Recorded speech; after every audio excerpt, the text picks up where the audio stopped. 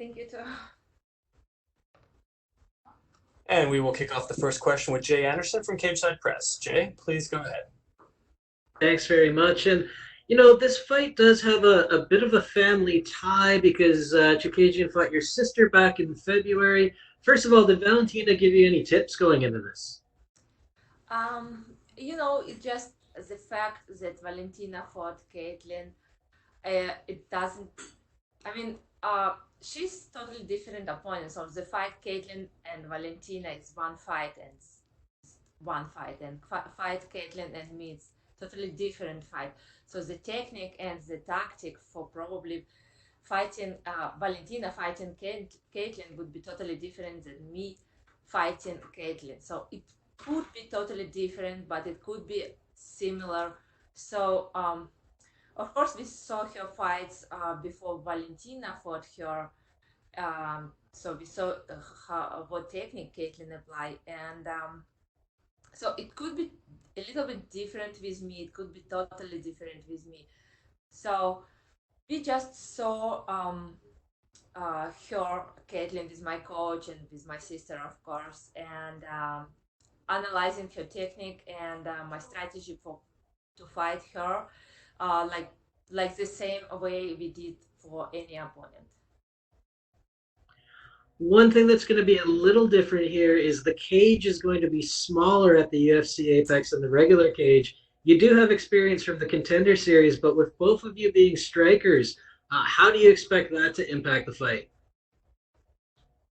Um, I think it probably will not will do much difference. We'll see. We have to figure out this. Cannot to say like exactly if it will do like this, but I mean there is no big difference I think between size of the cage and strategy for the fight. Do you think your experience on the Contender Series will help you out a little because there's going to be no crowd, but you've already basically gone through that before of the Contender Series? In Contender Series, we still had the crowd, so there was people who were cheering for me or for my opponent. So here there will not be like crowd at all. Um, but I don't think it kind of like will help or doesn't help. So I think fighters are so focused on the fight, so they kind of don't distract by this. Of course, hearing crowd like shouting with every punch you do or every like kick you do, it's very huge um, what helps you in difficult moment in the fight. But I think fighters there's so much focused in the fight for your opponent for the fight, so it will be okay. And last one for me, I mean, training has been difficult for some fighters in the pandemic. We've seen gyms close, some fighters training at home. How has this training camp been for you so far? Yeah, first of all, this training camp was very long for this fight because initially I had the fight scheduled for April 25th with different opponent, with Cynthia Calvillo. But about like 3 weeks, she said she cannot fight this date. And so Caitlin took the fight. And so I started preparing for this fight still in January, and it was like 5 months of training camp. And initially we went to Arizona to Phoenix to train in Fight Ready Gym where Henry Cejudo trains. And before the old gyms were shut off, like closed, we trained there. But when everything was closed, we had to find places where to train outdoors. So now I know many places to train outdoors in Phoenix, Arizona, and here in Las Vegas, because basically all my trainings were outdoors, in parks, in mountains, like like these many outdoor trainings. Okay, well, sounds fantastic, and I wish you the best of luck this Saturday. Thank you so much. And we will take the next question from Carlos Contreras with Milenio Diario. Carlos, please go ahead. Hola. Quiero preguntarte cómo cambió la preparación para enfrentar a una rival como Cynthia, que tal vez era más parecida a Roxy que a Katlyn, que ya la viste obviamente con tu hermano.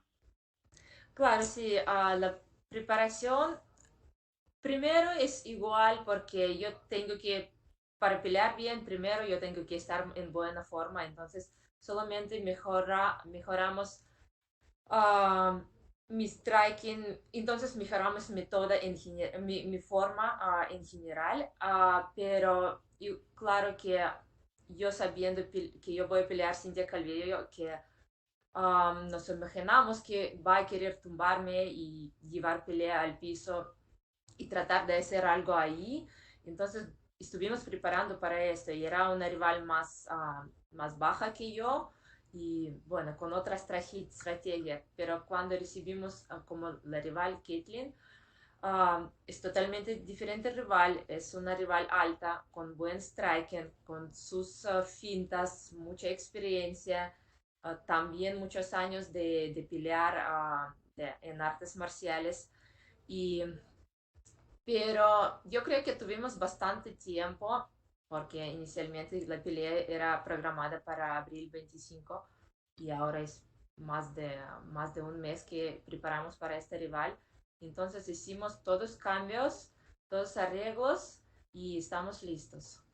Eh, Henry, me imagino que te ayudó con la estrategia del derribo que tenías pensada para Cynthia, ¿no? Perdón, no escuché. Me imagino que Henry Cejudo te ayudó con esta estrategia que estabas planeando para evitar que te derribaran. Tú sabes, sí, nosotros entrenamos en este gimnasio en Phoenix, Arizona, y Henry estaba preparando para su pelea que él ya tuvo. Entonces tenía su training camp allá, yo tenía mi training camp allá, pero lo que me gustó en este gimnasio sí, es buena preparación, buenos sparring partners de wrestling que, que nosotros estuvimos entrenando con ellos y bueno, ellos um, hicieron como imitación de cómo van a pasar de un lado a otro lado, entonces hicimos todo tipo de entrenamiento especialmente para un oponente que es wrestler. Finalmente, Antonina, la gente obviamente desde que llegaste a la división y desde que tu hermana se cambió de división, se han preguntado qué va a pasar cuando estén las dos en el tope. Ahora, si vences a Ketli, que es la última retadora, ¿qué va a pasar después? ¿Qué han platicado en caso de que te conviertas tú en la contendiente natural al título? Bueno, sí, claro que mi meta es estar en los primeros lugares en la división y espero que lo voy a cumplir. Y um, ¿qué va a pasar? No sé, no vamos a pelear, es definitivamente MMA, Mixed Martial Arts, no es un deporte donde dos hermanas pueden pelear, pueden competir entre ellas, pero tú sabes, no lo pensamos porque no estoy en la posición, estoy en número 12, entonces no lo pensamos así como que, ¿qué vamos a hacer? No teníamos todavía esta idea, pero definitivamente hay una categoría de 135 libras para Valentina como opción, entonces vamos a ver, tenemos que pensar todavía, pero vamos a tener tiempo para pensar esto um, cuando ya estoy en esta posición. Muchas gracias, Antonina. Nada más siempre te representa, siempre te apoya mucho la gente de Perú, ¿verdad? En tus peleas todavía. Muchas gracias, gracias. And we will take the next question from Jim Barcelone with the Miami Herald. Jim, please go ahead. Thank you. What does this mean to you, and also what does it mean to you, to the fans, to have UFC back now in Las Vegas? It was in Jacksonville. And just what was that time like with no UFC? Yeah, I think UFC just doing great job to coming back first like sport and to start in competition again and doing all possible things to make it happen. I don't know, all safety measurements that we have here during this fight week. So if the commission is has requirements like do like this, UFC like do all the things to make this event happen. Even no public, no crowd in the fights, but we still having this fight, and it's really great because I mean my last fight that I had was in August last year, so I'm already sitting without a fight like almost a year, like 9 months, and I'm already impatient. I want to have this fight, and I really great that we have this event now, and I don't have to sit and wait another fight for I don't know when. Well, it's so interesting with any family when you have two sisters, two brothers, brother, sister fighting.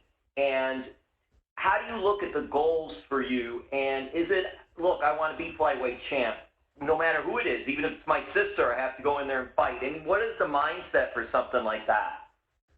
Yeah, but it's I mean I want to be UFC world champion, even flyweight champion. It doesn't mean I have to fight my sister because she's the champion. I mean, we can figure this out. Um, it doesn't mean this, and my sister knows I want to be UFC champion, and she wants me to be UFC champion. Like I said, we can. As the option for Valentina for this moment, for example, could be 135 category where she fought before and she felt great there also, but just 125 is just perfect for her and for me. But you know, this is the goal to be UFC champion for me. And then how do you look at this fight coming up on Saturday?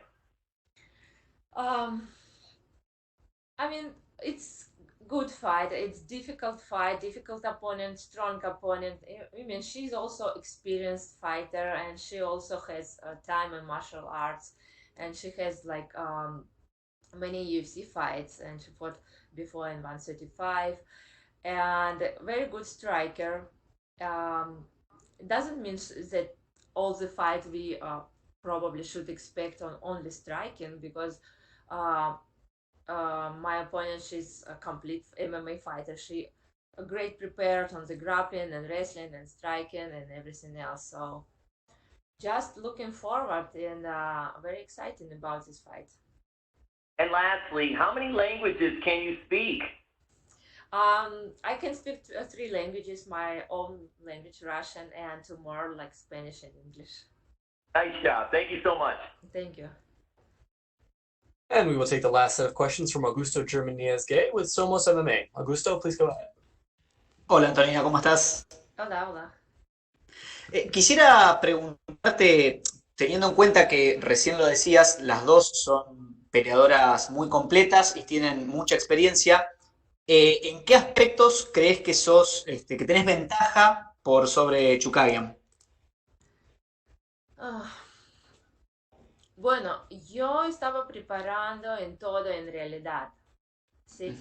Porque tú piensas que puedes tener ventaja en uno y de repente no va a funcionar, ¿no? Pero estoy muy segura en mi striking, obviamente, porque soy 8 veces campeona mundial en Muay Thai y estoy segura en mi técnica en striking, pero también estoy segura en mis otras técnicas. En mi última pelea que yo tuve, yo demostré que puedo hacer grappling, que luchar y finalizar mis oponentes con submisiones. Entonces, creo que estoy segura en mis otras técnicas, pero vamos a ver cómo será la pelea, porque con cada peleador es diferente. Tú sabes, MMA es un deporte que piensas uno y de repente sale otro, entonces vamos a ver. Y hace un rato Katlyn comentaba que por la situación de la pandemia de COVID-19 se le complicó mucho entrenar en su ciudad natal. ¿Cómo estuvo tu campamento y cómo fue tu preparación teniendo en cuenta la situación actual? Bueno, claro que todos nosotros tuvimos complicaciones con los gimnasios cerrados y acá, por ejemplo, en Las Vegas, nosotros siempre preparamos en UFC Performance Institute. Es un lugar favorito, es un lugar cómodo para nosotros, donde nosotros tenemos todos, todo lo que necesitamos para entrenamiento, para preparación, pero estaba cerrado y otros gimnasios también estaban cerrados. Entonces, primero, um, nosotros tuvimos mucho más entrenamientos en naturaleza. Entonces salimos a montañas, salimos a, no sé, al lado de lagos y allá entrenamos, buscamos lugares donde se puede entrenar más o menos y buscamos um, rivales, sobre todo con quien se puede entrenar. Y así fue, pero hicimos todo lo posible. Y claro que Valentina tuvo lesión, tuvo operación, entonces me complicó porque yo siempre tengo mi sparring partner Claro. mexicana, ¿no? Entonces esta vez no la tenía porque ella tenía su operación. Y pero yo creo que nosotros, a pesar de todo, pudimos hacer buen trabajo en el entrenamiento y me siento bien preparada. Y quisiera consultarte la última. Si todo va bien y obtenés la victoria el sábado y seguís subiendo en el ranking, quisiera saber si te interesaría tener una revancha contra Roxana Modafferi, teniendo en cuenta que ella fue la única que te ganó en tu carrera, quizás te interesaría una revancha. Sí, me interesaría esta revancha, definitivamente. Muy bien, muchas gracias Antonina, thank you. Gracias. Thank you so much, Antonina. That is all the time we had for you.